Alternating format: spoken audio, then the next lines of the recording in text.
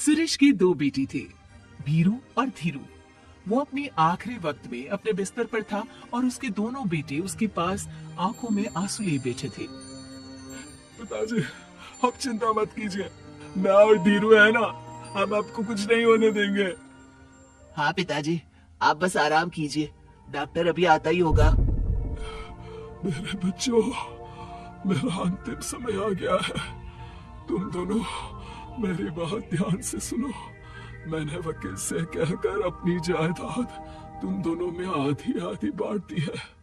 मेरे जाने के बाद तुम दोनों मिलकर रहना, एक दूसरे के सुख दुख में साथ देना। तुम्हारी माँ की भी यही इच्छा थी। जी पिताजी, आप जैसा कहेंगे हम वैसा ही करेंगे।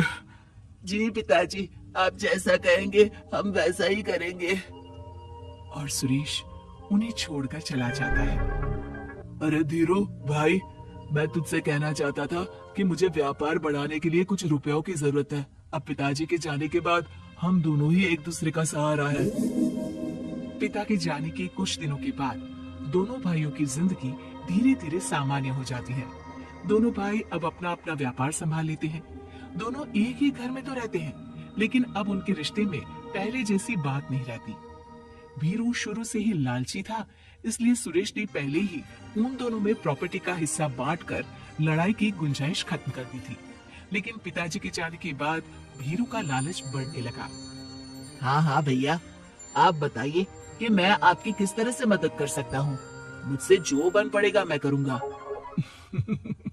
अच्छा तो भाई, तू ना मुझे अपनी गाय दे दे।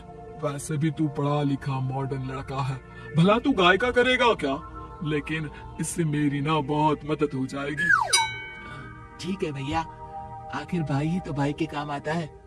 आप ले लीजिए मेरी गाय और उसे बेचकर आप उन रुपयों को अपने व्यापार में लगा लेना।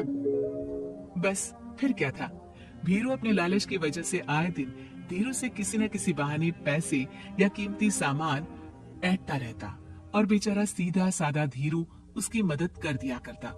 इसी तरह 2 साल बीत जाते हैं और दोनों भाई शादी कर लेते हैं। शादी होने के साथ ही अपनी बीवी के कहने पर भीरू अपना हिस्सा अलग कर लेता है।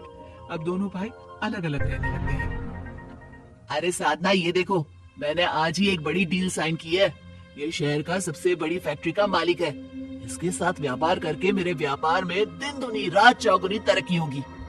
लेकिन इसकी बस एक ही शर्त है, अगर इसे हर हफ्ते सामान की पेमेंट नहीं दूंगा तो मुझे इसे जुर्माने के तौर पर बहुत बड़ी रकम देनी होगी। ये तो बड़ी ही चिंता की बात लगती है जी।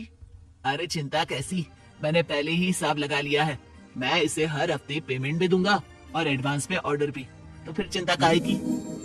पास से गुजर रहा भीरू उन दोनों की सारी बातें सुन लेता है और फिर, अरे राधा सुनती हो, उस धीरू ने आज एक बहुत बड़ी डील साइन की है। ये सुनकर ना मुझे बहुत बुरा लग रहा है। भीरू उसे सारी बात बताता है। तो ऐसे हाथ पे हाथ रख के गुस्सा करने से क्या होने वाला है? आप तो उस डील की कमजोर कड़ी जानती ही है, तो मारिए हथौड़ा। अगले दिन धीरू के घर में चोरी होती है और उसमें उसके वो रुपए भी चले जाते हैं जो धीरू डील के मुताबिक क्लाइंट को देने वाला था। फिर शर्त के हिसाब से धीरू को जुर्माने की रकम देने के लिए अपना घर गिरवी रखना पड़ता है और उसका व्यापार भी बंद हो जाता है। सुनिए जी, आप दिल छोटा मत कीजिए। आप कोई ऐसा बिजनेस कीजिए जिसे आप जल्दी से जमा सके और कम पैसों से भी शुरू कर सके। आप फल सब्जियों का व्यापार शुरू कीजिए। तुम ठीक कहती हो, मैं कल से ही मंडी जाकर सब जानकारी लेकर आता हूँ। उधर भीरू और राधा धीरू की बर्बादी की खुशियां मनाने में लग जाती हैं और इधर धीरू खूब मेहनत करके फिर से अपनी आर्थिक हालात पटरी पर ले आता है। लेकिन फिर एक दिन, अजी सुनती हो, तुम यहाँ पर उसके बर्बाद होने की गलतफहमी में खुश हुए जा रहे थे और तुम्हारे भाई का फल सब्जियों का व्यापार बड़ा अच्छा चल निकला है। मैं अभी बाजार में उसकी दुकान देख कर आ रही हूँ। अरे भीड़ लगी हुई थी वहां तो फिर जल्दी से अपने खुराफाती दिमाग से कोई आइडिया निकालो इस मुसीबत का। आइडिया तो बहुत अच्छा है मेरे दिमाग में। अपने भाई से कह के इसके गोदाम में चूहे डलवा दूंगी, फिर देखना नजारा। राधा की चालाकी से धीरू का ये काम भी ठप हो जाता है। अब धीरू और उसकी पत्नी के लिए उधार पर जीने के अलावा कुछ नहीं बचा था। बेचारा ईमानदार धीरू अपने भाई भाभी की चालाकी की वजह से बहुत बुरे दिन काट रहा था। मैं तो बिल्कुल बर्बाद हो गया साधना। पिताजी का दिया हुआ अच्छा खासा बिजनेस संभाल रहा था, लेकिन मेरी किस्मत ने मुझे यहाँ लाकर खड़ा कर दिया। अब तो खाने के भी लाले पड़ रहे हैं। कोई नौकरी भी इतनी आसानी से नहीं मिल रही। मुझे माफ कर दो, मेरे साथ रहकर तुम्हें भी ये दिन देखने पड़ रहे हैं। देखिए जी, अब दिल छोटा मत कीजिए। भगवान कोई ना कोई रास्ता जरूर खोल देगा हमारे लिए। और मेरे दिमाग में तो एक अच्छा आइडिया आ भी गया। मैं बचपन से ही अपनी दादी, नानी और माँ को एक खास तरह का अचार बनाती देखती आई हूँ। वो अचार जितना टेस्टी होता है उतना ही उसे बनाना मुश्किल भी, लेकिन एक बार बन जाने पर वो जल्दी खराब भी नहीं होता जी। वो अचार सिर्फ हमारे ही गांव में बनता था, जिसे खरीदने के लिए दूर दूर से लोग आते थे। मैं सोचती हूँ वही अचार बनाने का काम हम शुरू करें तो। मैं बनाया करूंगी और आप उसे मार्केट में बेच आया करना। साधना, तुम्हारी बातों से मेरे मन में उम्मीद जाग उठी है, लेकिन ये सब काम शुरू करने के लिए रुपए कहाँ से आएंगे? ए जी, मेरी ये कंगन किस दिन काम आएंगी? आप इन्हें गिरवी रखवा लो और जब पैसे आ जाए तो इन्हें छुड़वा लेना।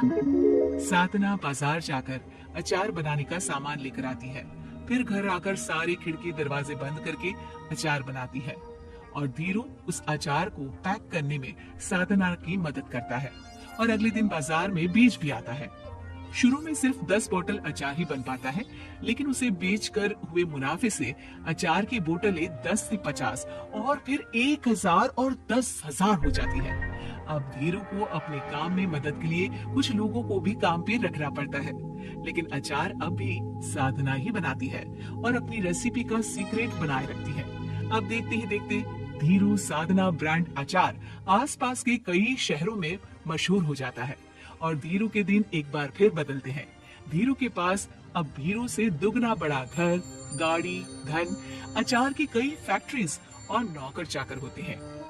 धीरू की इतनी तरक्की देखकर भीरू और राधा बुरी तरह से जल भुन जाते हैं, लेकिन अब उनके खिलाफ उनकी कोई चाल कामयाब नहीं होती। सुनिए जी, मैं ना कहती थी कि आप हिम्मत रखिए, एक दिन भगवान हमारे रास्ते जरूर खोल देगा। और देखिए जी, आज हम कहां से कहां आ गए। ये सब तुम्हारे फौलाद जैसे मजबूत मन की वजह से हो पाया है साधना, वरना एक समय मैं तो हिम्मत ही हार चुका था।